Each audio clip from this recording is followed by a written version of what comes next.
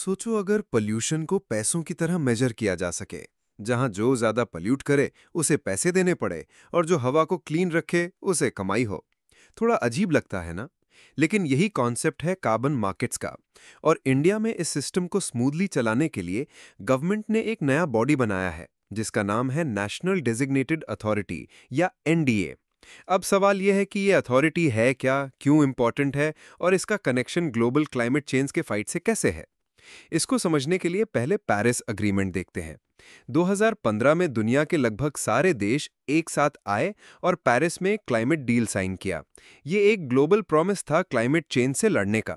इसका main goal था कि हमारी धरती 1.5 से 2 डिग्री सेल्सियस से ज्यादा गर्म ना हो compare to pre industrial times. हर कंट्री को अपने टारगेट सेट करने थे, जिन्हें बोला गया नेशनली डिटर्मिन्ड कॉन्ट्रीब्यूशंस या एनडीसीज। साथ ही रिच कंट्री से एक्सपेक्ट किया गया कि वो डेवलपिंग नेशंस को पैसा और टेक्नोलॉजी देंगे ताकि वो क्लीन एनर्जी की तरफ बढ़ सकें।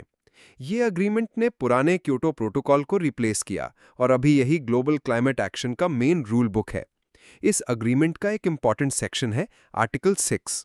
सोचो एक किसान पेड़ लगाता है और हवा से कार्बन डाइऑक्साइड को रिमूव करता है, और दूसरी तरफ एक बड़ी फैक्ट्री ज्यादा CO2 रिलीज करती है। आर्टिकल 6 के अंडर वो फैक्ट्री फार्मर के किए हुए कार्बन रिडक्शन को खरीद सकती है और अपने क्लाइमेट टारगेट्स में काउंट कर सकती है। इसी से बनता है कार्बन मार्केट, जहां एक कार्बन क्रेडिट का मतलब होता है 1 टन CO2 रिड्यूस या अवॉइड किया गया। ये मार्केट्स दो तरह के होते हैं, कंपल्सरी जहां गवर्नमेंट्स इंडस्ट्रीज को मैंडेट करते हैं कार्बन क्रेडिट ट्रेड करने के लिए, और वॉलंटरी जहां कंपनीज अपनी मर्जी से बाय करते हैं ताकि इको फ्रेंडली इमेज बन सके। अब किसी भी देश को इस सिस्टम में पार्टिसिपेट करने के लिए एक प्रॉपर अथॉरिटी चाहिए जो सब मॉनिटर और अप्रूव करे। इसीलिए इंडिया ने एनडीए बनाया। 22 अगस्त 2025 को ministry of environment, forest and climate change ने इस बॉडी को अनाउंस किया। ये एक 21 मेंबर कमेटी है जिसका हेड एनवायरनमेंट मिनिस्ट्री का सेक्रेटरी है। इसमें ministry of external affairs, steel ministry, renewable energy ministry और नीति आयोग के रिप्रेजेंटेटिव्स भी हैं। इसका काम है डिसाइड करना कौन से प्रोजेक्ट्स कार्बन क्रेडिट्स ट्रेड कर सकते हैं, उनको अप्रूव करना, इंश्योर करना कि क्रेडिट्स जेन्युइन है और ये सब इंडिया के डेवलपमेंट और क्लाइमेट गोल्स के साथ अलाइन हो। इंडिया के अपने पेरिस एग्रीमेंट कमिटमेंट्स काफ़ी एम्बिशियस हैं। 2030 तक इंडिया ने प्रॉमिस किया है कि अपने एमिशन इंटेंसिटी मतलब जीडीपी के पर यूनिट पोल्यूशन को 45% कम करेगा 2005 के लेवल्स के कंपैरिजन में। इंडिया ने यह भी कमिट किया है कि उसके आधे से ज़्यादा electricity capacity non fossil fuel sources से होगी, जैसे सोलर, विंड, हाइड्रो और न्यूक्लियर। साथ ही इंडिया प्लान कर रहा है एक कार्बन सिंक बनाने का जो 2.5 से 3 बिलियन टन CO2 को अब्जॉर्ब करेगा अफॉरेस्टेशन और फॉरेस्ट रेस्टोरेशन के थ्रू। एनडीए के under carbon markets in goals को फास्टर अचीव करने में हेल्प करेंगे और फॉरेन इन्वेस्टमेंट भी अट्रैक्ट करेंगे। अब एक सिंपल एग्जाम्पल से समझते हैं। गुजरात की एक सीमेंट फैक्ट्री हर साल 100 टन CO2 एमिट करती है। गवर्नमेंट ने लिमिट लगाई 80 टन्स की। अगर फैक्ट्री अपना एमिशन 70 टन्स तक गिरा देती है तो उसने 10 टन्स बचा लिए, जो बन जाते हैं 10 कार्बन क्रेडिट्स। दूसरी तरफ महाराष्ट्र की एक फैक्ट्री टारगेट मिस करके 90 टन्स एमिट करती है। वो फैक्ट्री गुजरात वाली फैक्ट्री से 10 क्रेडिट्स खरीद लेगी और अपना अकाउंट बैलेंस कर लेगी।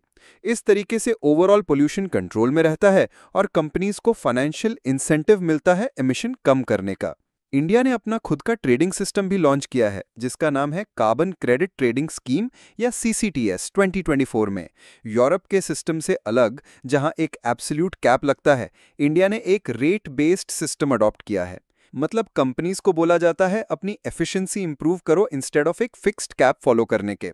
एग्जाम्पल के लिए एक स्टील प्लांट को बोला जा सकता है कि अपना एमिशन पर टन स्टील रिड्यूस करो।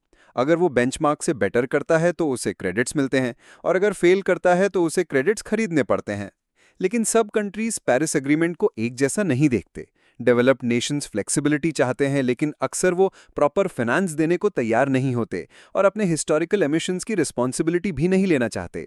डेवलपिंग कंट्रीज जैसे इंडिया कहते हैं कि हमें अभी ग्रो करना है, इसीलिए हमें सपोर्ट चाहिए, पैसा और टेक्नोलॉजी के फॉर्म में।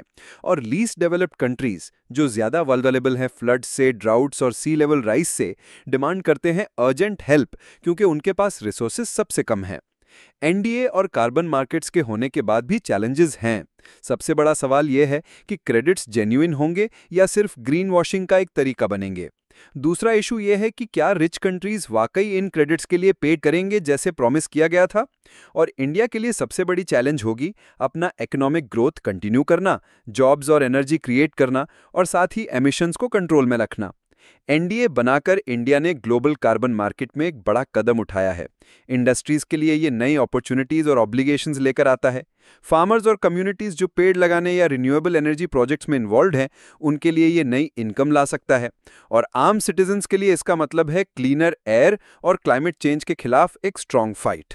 सिंपल शब्दों में कार्बन एक नई करेंसी बन रही है। जैसा पैसा एक देश की वेल्थ डिसाइड करता है, वैसे ही कार्बन क्रेडिट्स उसकी क्लाइमेट क्रेडिबिलिटी डिसाइड करेंगे। और इस स्टेप के साथ इंडिया ने दिखाया है कि वो ग्रो भी करना चाहता है और ग्रीन भी रहना चाहता है।